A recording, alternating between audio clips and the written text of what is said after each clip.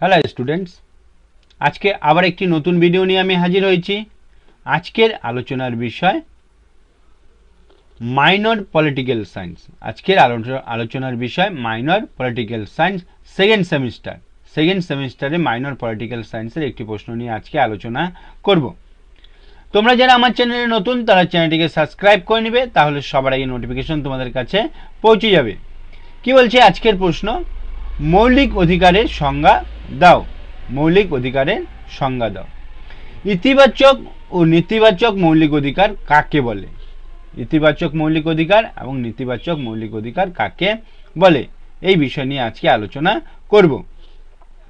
কি বলছে প্রথমে? মৌলিক অধিকার মানব জীবনের মৌলিক প্রয়োজনীয় যেসব অধিকারের সাহায্য পূরণ করে সেইগুলিকেই কি বলা হয়? মৌলিক অধিকার বলা হয়। এবার কি বলছে? মৌলিক অধিকার বলা হয়। কি বলছে? মৌলিক অধিকার বলতে সাধারণভাবে সেই সব অধিকারকেই বোঝানো হবে। মৌলিক অধিকার বলতে সাধারণত সেই সব অধিকারকেই বোঝানো হবে যেই অধিকারগুলি ব্যক্তিসত্তা বিকাশে একান্তভাবে অপরিহার্য। যে অধিকারগুলি কি হচ্ছিল? ব্যক্তিসত্তা বিকাশে একান্তভাবে অপরিহার্য। কি বলছে এখানে? এই কারণেই কি হয়? এই কারণেই মৌলিক অধিকারগুলো কি হয়? রাষ্ট্রের সর্বোচ্চ আইন, রাষ্ট্রের যে সর্বোচ্চ আইন সুপ্রিম কোর্ট বা রাষ্ট্রের সর্বোচ্চ আইন সংবিধান কর্তৃক স্বীকৃত এবং সংরক্ষিত হয়। তাহলে এক কথায় বলতে গেলে আমরা কি বলতে পারি?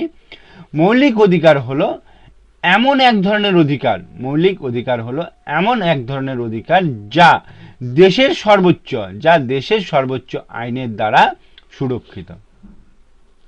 এবার হচ্ছে মৌলিক অধিকার দুই ধরনের, ইতিবাচক ও নেতিবাচক মৌলিক অধিকার।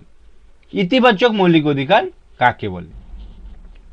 বলছে যেই মৌলিক অধিকারের মাধ্যমে নাগরিকদের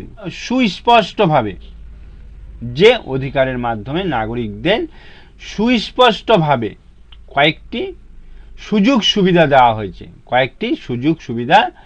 হয়েছে, সেই অধিকারকেই কি বলা হবে? ইতিবাচক মৌলিক অধিকার বলা হবে। সেই সুযোগ সুবিধাগুলো কি কি? যেমন মতামত প্রকাশের অধিকার, মতামত প্রকাশের স্বাধীনতার অধিকার। আবার হচ্ছে ধর্মীয় স্বাধীনতার অধিকার প্রভৃতি। এই সমস্ত মতামতগুলো কিন্তু সুযোগ সুবিধা দেওয়া হয়েছে। তারপরে বলছে নেতিবাচক মৌলিক অধিকার। নেতিবাচক মৌলিক অধিকারে কি বলছে? যে অধিকারগুলি রাষ্ট্রের উপর বাধা নিষেধ আরোপের মাধ্যমে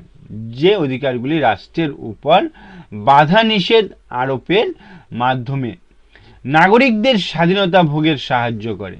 বাধা নিষেধ আরোপের মাধ্যমে নাগরিকদের স্বাধীনতা ভোগের সাহায্য করে, তাদের বলা হয় নেতিবাচক